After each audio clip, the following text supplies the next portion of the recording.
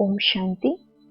सुनते हैं आज 28 जून 2026 के परमात्मा महावाक्यों से कुछ डिवाइन सीक्रेट्स। आज अव्यक्त मधुर महावाक्यों में बाबा हम बच्चों को बहुत ही सुंदर एक्सरसाइज सिखाते हैं।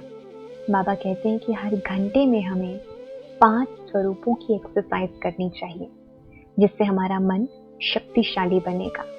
साथ ही आज बाबा कहते हैं कि यदि हम कहते हैं बाबा मेरा संसार है, मेरा बाबा कहते हैं, तो वैसे ही संस्कार भी हमारे अंदर होने चाहिए। आज बाबा हम बच्चों को एक देशी बच्चे कहते हैं, क्योंकि सभी एक देश के रहने वाले हैं और उसी एक देश से बाबा हम बच्चों से मिलने के लिए इस धरा पर संगम युग पर आते हैं। बाबा कहते हैं कि हमें संगम युग पर 5 स्वरूपों का अभ्यास, 5 स्वरूपों की एक्सरसाइज अवश्य करनी चाहिए। बाबा कहते हैं कि 5 सेकंड का समय निकालकर या 5 मिनट के लिए हर घंटे में हमें यह एक्सरसाइज करनी चाहिए। इससे मन शक्तिशाली बनेगा और मन मनाभव की स्थिति को प्राप्त करने में सहजता अनुभव होगी।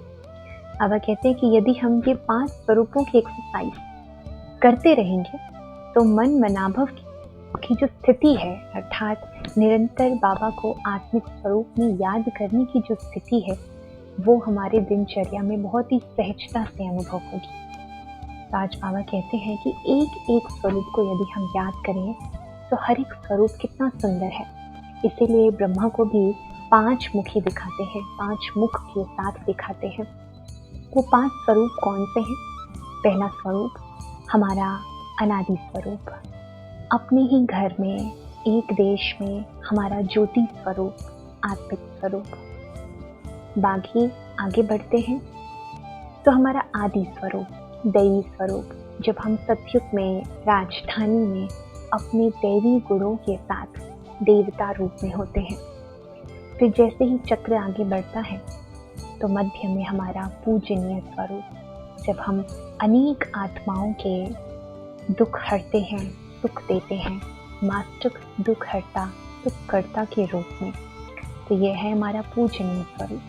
साथ ही संगम युग पर हम आत्माएं जब ब्राह्मण स्वरूप को अनुभव करती हैं, परमात्मा की डायरेक्ट पालना लेती हैं, परमात्मा को बाप, टीचर और सद्गुरु के रूप में अनुभव करती हैं, वो है हमारा ब्राह्मण स्वरूप। और फिर है हमारा संपूर्ण कर्मातीत फरिश्ता स्वरूप, जिसके बाद ही हम वापस इस चक्र से वापस निकलने के लिए, वापस इस चक्र को अनुभव करने के लिए अपने घर जाते हैं। तो ये 5 स्वरूप बहुत ही सुंदर हैं, जो हमारे मन की स्थिति को शक्तिशाली बनाते हैं और तंदुरुस्त बनाते हैं। बाबा कहते हैं कि बच्चे बहुत प्यार से कहते हैं बाबा मेरा संसार है, मेरा बाबा। बाबा कहते हैं कि यदि मैं संसार हूँ तो वैसे ही संस्कार भी तुम्हारे अंदर होने चाहिए।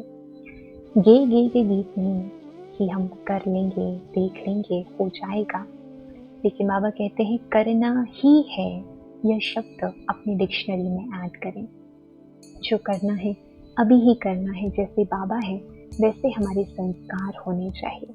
उदाहरण के लिए बाबा ने ब्रह्मा बाबा को सामने रखा है, वैसे ही संस्कार हमारे अंदर होने चाहिए।